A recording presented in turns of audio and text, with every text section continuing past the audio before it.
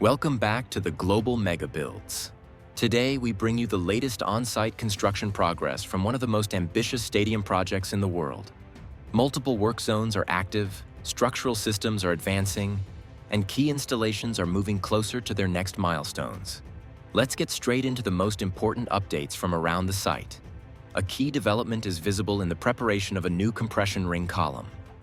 Yellow lifting components are being installed, indicating that the column is nearly ready for elevation. This preparation suggests that lifting operations may take place very soon, marking another step forward in the structural system that will eventually support the stadium roof. In the north goal area, interior works continue with multiple platforms and scaffolding active behind the facade.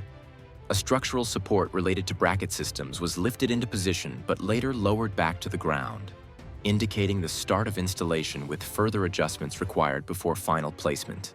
Glass panels and large interior pipes are also being moved and installed, showing steady progress in this sector. In the diamond area, no new glass panels have been installed over the past few days. Several panels remain missing on both the left and right sides, although all required glass is already on site and stacked nearby, ready for installation. Structural supports for glazing are fully in place, and once work resumes, this area is expected to advance quickly toward completion. Louver installation progress remains slow. Since work began in mid-October, only a few lateral sectors and a small corner section have been completed. No active lifting cranes were observed today, indicating a temporary pause in installation, although louvers and related components remain staged on site and ready for future deployment. From the frontal lateral view, the installed louvers create a strong visual impact, especially under direct sunlight. The south goal area shows limited visible changes today. Louver support structures on the right side remain as previously installed, while the left side vertical supports on the black beams are still pending. Aerial platforms are positioned near the beams, suggesting preparatory or alignment work. But no major new installations have been completed in this sector. The tribuna zone shows a more organized and cleared site compared to previous days, with noticeably less prefabricated material present.